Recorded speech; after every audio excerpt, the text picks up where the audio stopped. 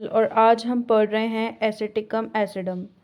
तो सबसे पहले इसका कॉमन नेम होता है ग्लेशियल एसिटिक एसिड और इसका फॉर्मूला होता है C4H3O3। हमें पता है कि ये मिनरल किंगडम को बिलोंग करने वाली मेडिसिन है। एसिटिक एसिड से ये मेडिसिन प्रिपेयर होती है। ये इसका कॉन्स्टिट्यूशन अगर हम देखें तो ये ऐसे लोगों के लिए सूटेबल है जो लोग पेल होते हैं, जिनका कलर कैसा होता है, पेल होता है, यानी कि हल्का सा लाइट येलोइश टाइप की पेल टाइप का, ठीक है। लीन पर्सन होते हैं, लेग्स फ्लैवी मसल्स होती हैं, पेल फेस पेल होता है, वैक्सी होता है। पेल से हम क्या समझ रहे हैं कि कहीं ना कहीं पर्सन में ब्लड की कमी है, तभी तो उसका पेल अपीयरेंस हो रहा है। तो यहाँ पर्सन में एक तो हमने देख लिया पेल मिलता है, लीन पर्सन मिलते हैं, लेग्स फ्लैवी मसल्स मिलती हैं हमें। और लेग्स का क्या मतलब होता है यहाँ पे, थिन फ्लैवी मसल्स, ठीक है, मतलब कमज़ोर मसल्स होती हैं पर्सन में, तो थिन फ्लैवी मसल्स मिलती हैं और वैक्सी दिखता है पर्सन। नाउ मेरेस्मस की कंडीशन हमें देखने को मिलती है। अब आप लोगों को पता होगा कि मेरेस्मस क्या होता है, एक प्रोटीन डेफिशिएंसी डिसऑर्डर होता है, कि जिसमें क्या होता है कि प्रोटीन की डेफिशिएंसी की वजह से ये डिजीज़ होती है। And other wasting disease of children, और बाकी जो वेस्टिंग डिजीज़ होती है चिल्ड्रन की, वो सब हम कह सकते हैं, जैसे कि क्वेश्योरकर हो गया, ये सब चीज़ें।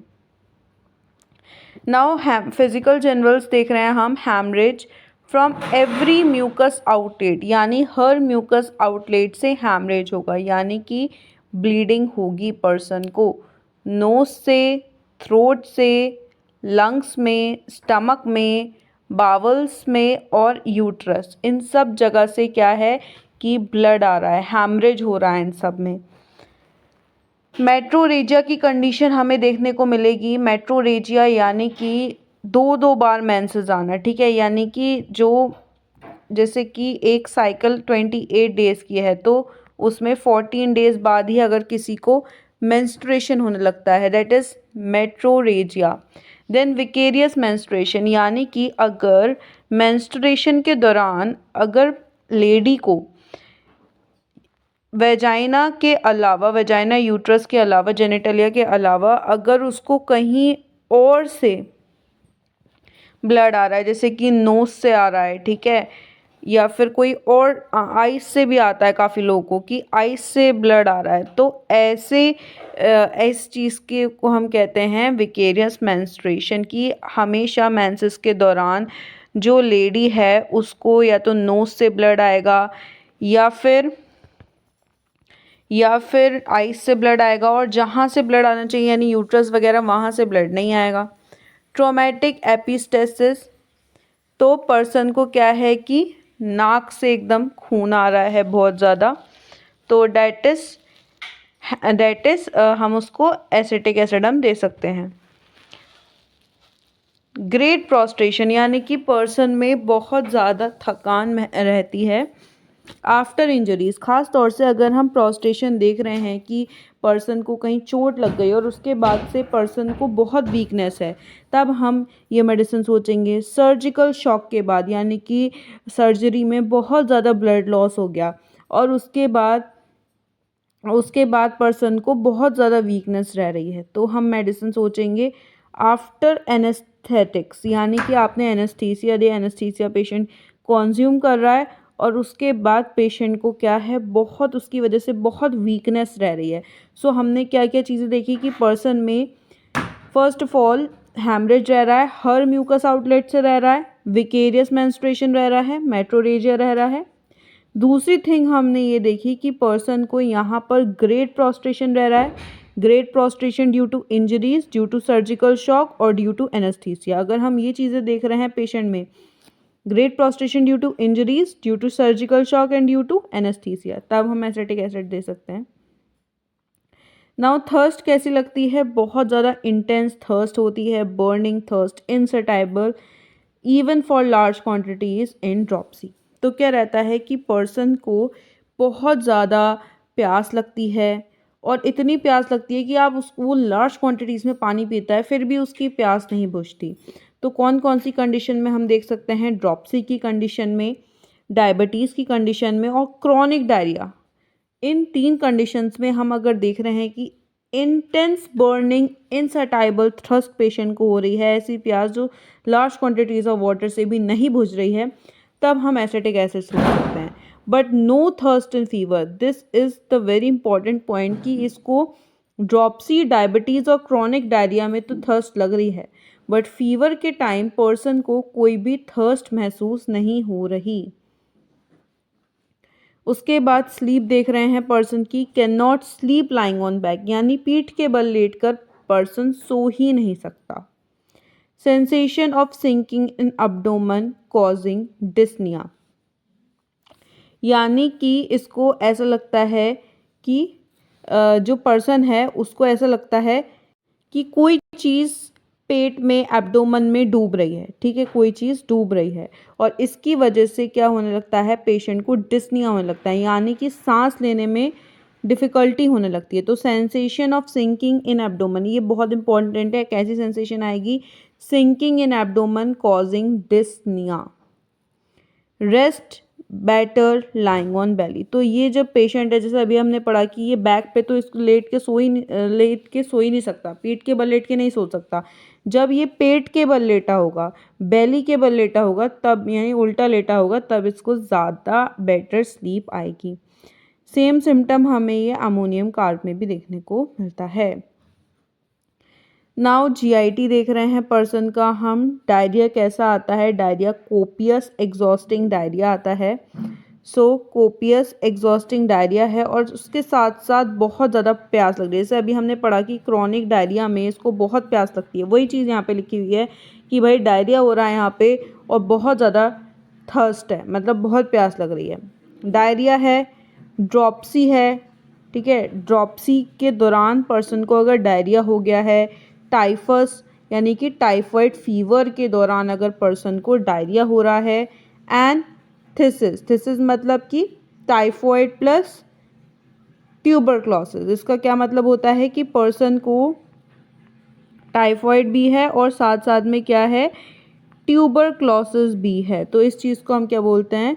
थिसिस, ठीक है। तो ये पर्सन को टाइफाइड प्लस ट्यूबरक्लोसिस दोनों देखने को मिलेगा। अगर आपको डायरिया किसी ऐसे पर्सन में देखने को मिल रहा है कि भाई जिसको टाइफाइड भी है और साथ साथ में ट्यूबरक्लोसिस भी है, तब हम ये मेडिसिन सोचेंगे। और रात में बहुत ज़्यादा स्वेट आता है ये पर्सन को, जब डायरिया होता है तो रात में बहुत ज़्यादा स्वेटिंग होती है। नाउ फीमेल रिप्रोडक्टिव सिस्टम की बात कर रहे हैं। सावर बेल्चिंग यानी खट्टी डकारें आना, वॉमिटिंग ऑफ प्रेगनेंसी, प्रेगनेंसी के दौरान जैसी वॉमिटिंग होती है वैसी वॉमिटिंग पर्सन महसूस करेगा। ये जो लेडी है ये महसूस करेगी, या फिर जो हम प्रेगनेंसी के दौरान जिन लेडीज़ को वॉमिटिंग की शिकायत रहती है उन लेडीज़ को भी हम ये दे सकते हैं। यानी कि अगर कोई नॉन प्रेग्नेंट लेडी है, उसको जैसे प्रेग्नेंट लेडी को वॉमिटिंग रहती है वैसी वॉमिटिंग हो, वैसी सेंसेशन हो रही है वॉमिटिंग की, और सावर बेल्चिंग हो रही हैं, या फिर एक प्रेग्नेंट लेडी में हमें सावर बेल्चिंग और वॉमिटिंग देखने को मिल रहा है, तो then burning water brash and profuse salivation, तो बहुत ज़्यादा इसको सलाइवा आता है, डे एंड नाइट सलाइवा आएगा। नाउ नेक्स्ट है respiratory system, true croup, hissing respiration, तो इसको कैसी रेस्पिरेशन आएगी, कैसे सांस लेगा? हिसिंग रेस्पिरेशन आएगी। कफ विद इनहलेशन, और लंबी गहरी सांस के साथ, जैसे ये मतलब इनहेल करेगा यानी कि सांस लेगा अंदर की तरफ, तो इसको कफ होगा, ठीक है। तो जैसे ये सांस ले रहा है अंदर, ठीक है, फ़र्क नहीं पड़ा लंबी है गहरी है कैसी है, ये सांस जैसी ले रहा है इसको वैसे ही कफ महसूस हो रहा है। और last stages of true croup में हम इसको दे सकते हैं, लास्ट स्टेजेस ऑफ कफ में हम इसको देख सकते हैं। नाउ इनहलेशन, इनहलेशन की बात कर, now inhalation of vapour cedar vinegar, तो ये क्या है? पर्सन अगर वेपर सिडार विनेगर को इनहेल कर रहा है, ठीक है, और उसकी वजह से पर्सन को क्रूप की दिक्कत सही हो जा रही है, ये हमने इसमें देखा है। ठीक है, मतलब क्या है कि ये क्या है एक्चुअल में, this is Apple cedar vinegar. ठीक है, ये क्या है, this is Apple cedar vinegar. ये जो मेडिसिन है हम इसको कहें तो एप्पल सिडार विनेगर है ये।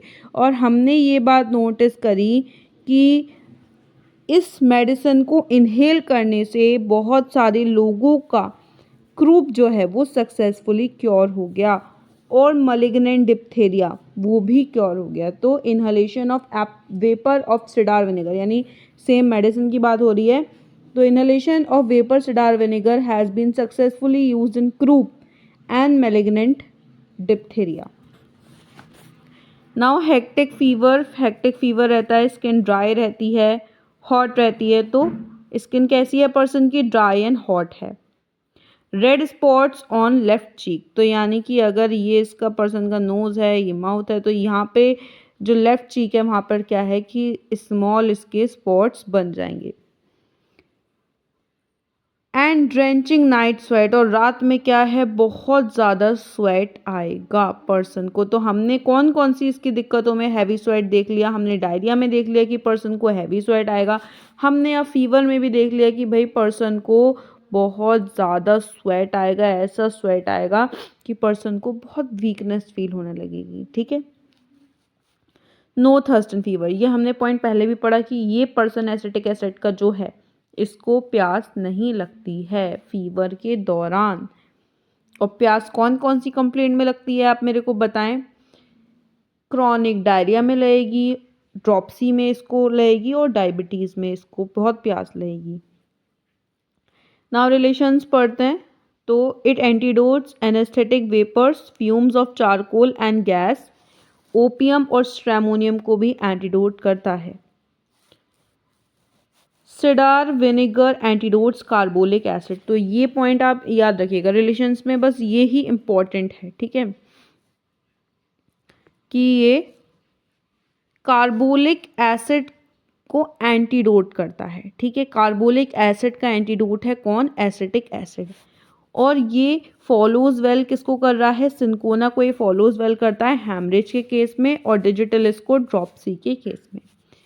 और किस किस के सिम्टम्स उड़ा देता है, चलिए ये भी देखते हैं। ये आर्निका के, बेलेडोना, लेकिसिस, मर्क सोल के सिम्टम्स बढ़ा देगा, एग्रावेट कर देगा। यानी अगर आपने आर्निका, बेलेडोना, लेकिसिस, मर्क सोल, उसके बाद अगर आपने एसिटिक एसिड दी है तो ये सिम्टम्स को एग्रावेट कर देता है। स्पेशली बेलेडोना का हेडेक बढ़ा देगा। फॉर एग्जाम्पल अगर कोई बेलेडोना का पर्सन है, ठीक है, बेलेडोना है वो, और आपने उसको एसिडिक एसिड दे दी, तो उसका क्या है कि हेडेक बढ़ जाएगा।